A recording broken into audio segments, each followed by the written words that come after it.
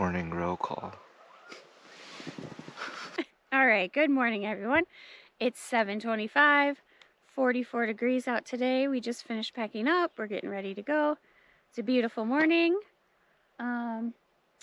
Before we get started, we want to give a special shout out to Frog and Loki. Thank you for supporting the channel. What do you got?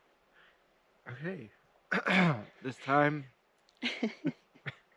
we got 18.2 miles, 1.2 farther than yesterday.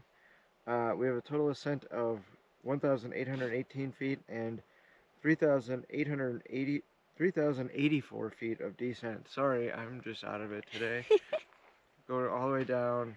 I'm smiling. Everyone okay? Got TikToks in his head. Well, anyway, Rob, do you have anything today?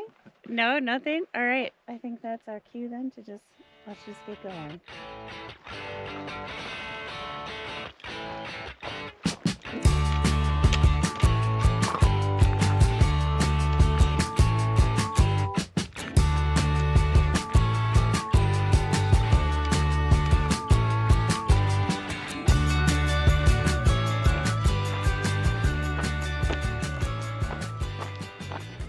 Alright, as we are nearing the end of Passage 5, the Santa Rita Mountains, we got about a mile left.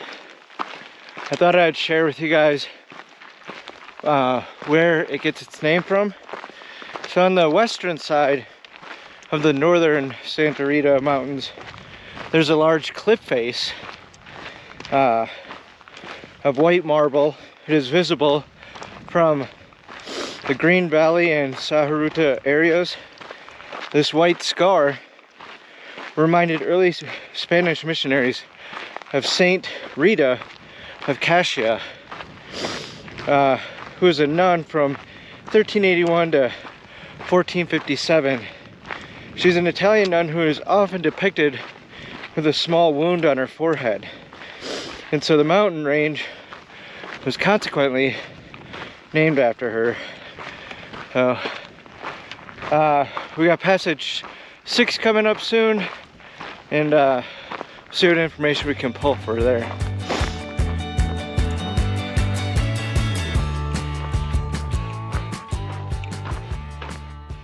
Alright, usually there's like a board or something, but this is the, at that marker right there, is the start of our Passage 6. Las Colinas. Las Colinas. Las Colinas. I have my Spanish learning teacher here to help me out. No. Las Colinas, which means the hills. It's only 13.1 miles though, so we'll probably blow through this today and get to Passage 7 already. So, we'll keep going.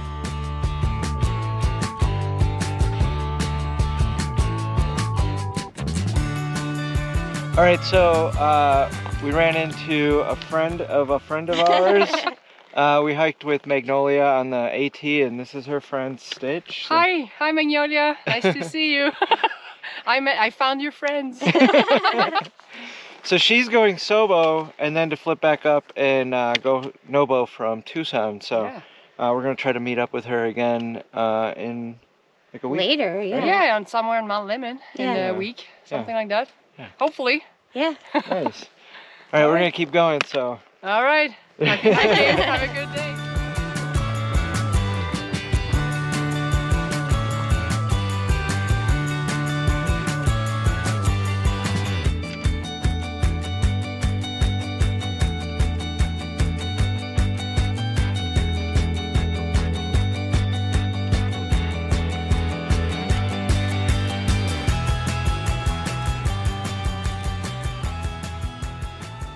I'm going to give it another shot at my Cactus Identifications.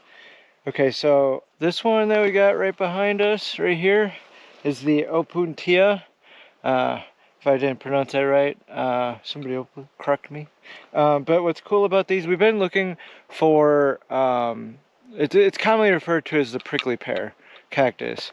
And we've been waiting to find some fruit that you can see right here is starting to grow. I don't know what part of the season it does, but that fruit is edible. You can rip it open and eat it. We have seen a few that are large enough, but I feel like they're just old and dried out from like the previous season or something. So we're gonna keep an eye out for them, and hopefully I got this cactus right. If not, just gotta keep working on my cactus identifications.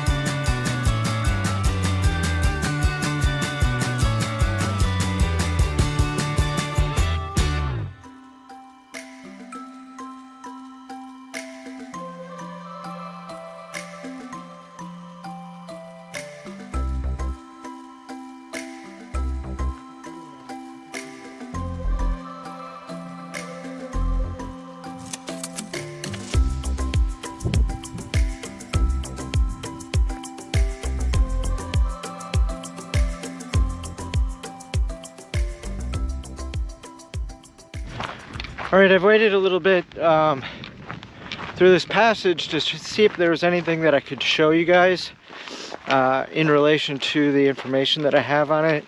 But we're almost done. We're almost through it. And I didn't really see much, but I'll give you guys a quick, a little history lesson on what occurred in this area. Basically, in the late 1890s, it was a really big copper mining area.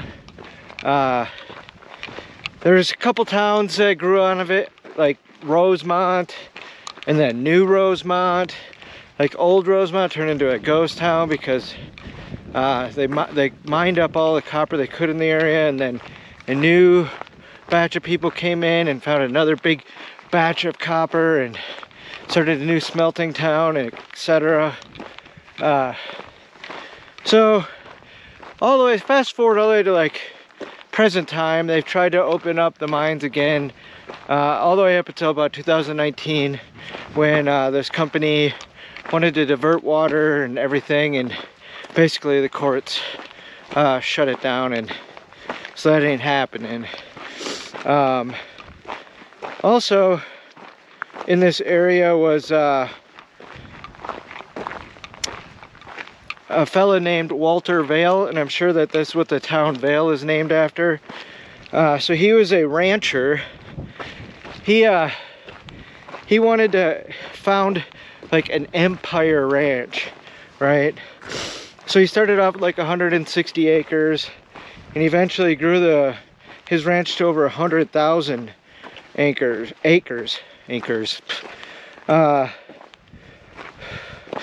He eventually had like the Southern Pacific Railroad go through his ranch that it was so big. And then somewhere in the Empire Mountains that were named after the area, there was a ghost town named Total Wreck, which from John Dillon, an employee of Walter Vale at the Empire Ranch. He discovered silver up in there in 1881, and so he was up there. There was something to do with the rock that he liked to call it a total wreck, and so he named the mine Total Wreck, which eventually had a town as well named Total Wreck that grew to about 200 with several saloons, stores, and hotels. And then the last little bit of information is the great Apache leader Geronimo was said to have killed 6 Mexican woodcutters near here in 1883. So, sorry I don't have anything to show you about it, but these beautiful hills with, luckily, you don't see anything cut out of it, so.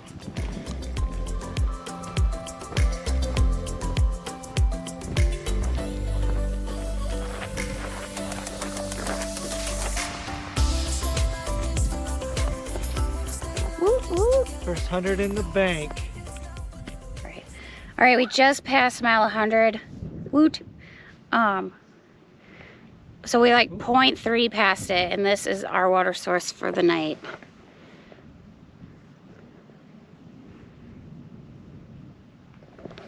This lake. Just some delicious chocolate milk. It looks pretty muddy, but it's filtering clear so far. So, I mean, this is all we got, so what are we gonna do?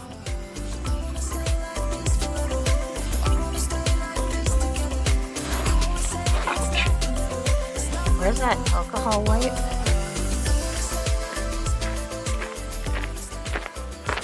All right, so right before the 100-mile marker, we hit the 7th passage now for us, which is Las Cienegas. Did I say it right, babe? Las Cienegas. Las Cienegas, which is Spanish for the swamps, and you could see already the water that we had to get at Twin Lakes looked like a swamp. But this is gonna be another short passage. All right, my GoPro battery died. Been having some GoPro issues the last couple days. I can go over that with you guys at another time. But yeah, so a short 12.6 miles for this passage before we hit the next one. But in between, we'll probably be stopping in Benson. So, or maybe it'll be right near at that time. I don't know. We'll see. But we're almost to camp, so we'll keep going.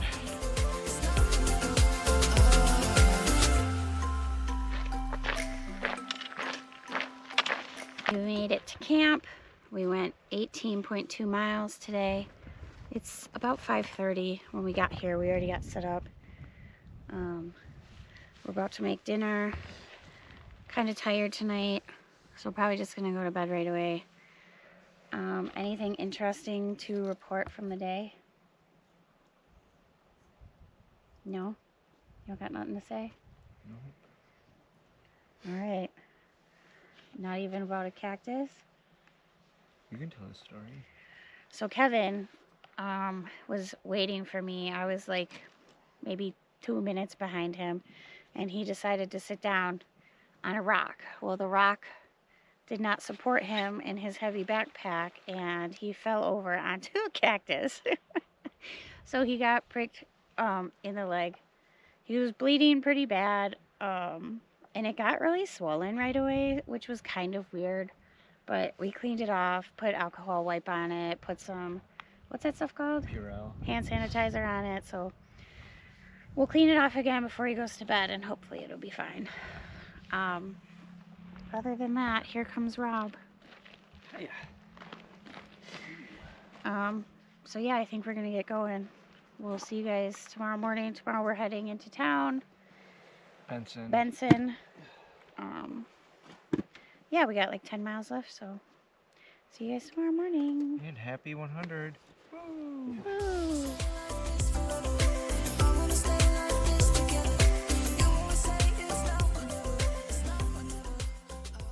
Route ascent today is going to be 1,818 feet of descent and 3,084, excuse me, ascent is 2,000. We'll start over.